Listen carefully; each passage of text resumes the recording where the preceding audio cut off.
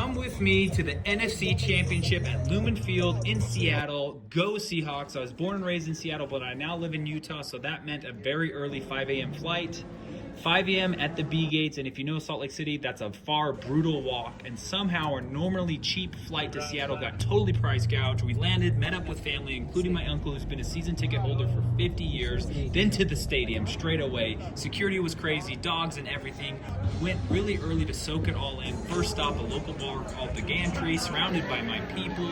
Great food, great drinks, great energy. We even met some awesome fans like this guy, and then it was time to head to pregame. And if you've ever been to Seattle, you know they do tailgating right, the fan experience the right way. We walked around, did all the activities, and even watched the Broncos and Patriots while we waited. Then field access. We could only go down at 1:30, 2 hours early before the game, and we went as early as possible. We started on the Rams side, watching warm-ups and drills. We saw all the players doing their thing. We saw Stafford throwing a couple of balls, checked out their whole pregame routine. I had to see what Kelly Stafford and the girls were wearing. I said hi. She had no idea who I was, but it's okay. She was super nice.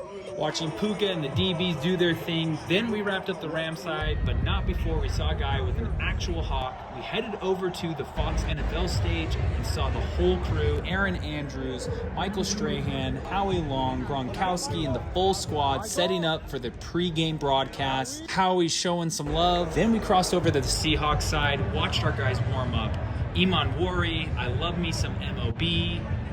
Woolen, the receivers, Bobo, JSN, the D-line, and let me tell you, those dudes are massive. As warm-ups wrapped up, the whole team huddled, and you could feel it. Sean McVay, the energy there was just ready and different. Players came over to say hi to family and friends.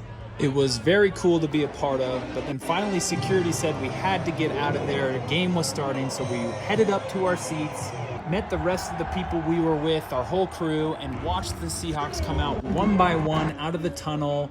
We had the national anthem, a flyover, the fireworks, the whole thing. The NFC stage was set. Jody Allen, who's the sister of Paul Allen, was the one raising the flag.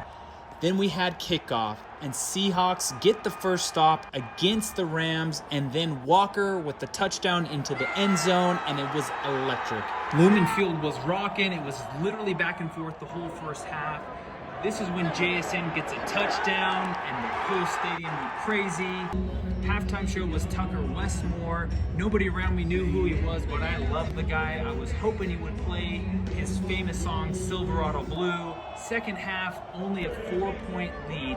There was a muff punt, a taunting call, but our defense was holding strong late into the fourth. Neck and neck, but everybody got their phones out and lit up the whole stadium.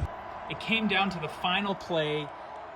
Puka Nacua, knee down or not, we didn't really know. It was a confusing moment.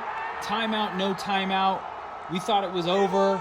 And then finally, it was official. They said it over the stadium speakers. Timeout.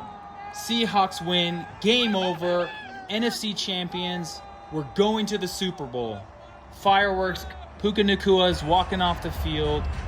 Confetti, post-game celebration, the trophy coming out, walking out of Lumen Field with all the fans. As a diehard Seahawks fan, this was one I'll never forget.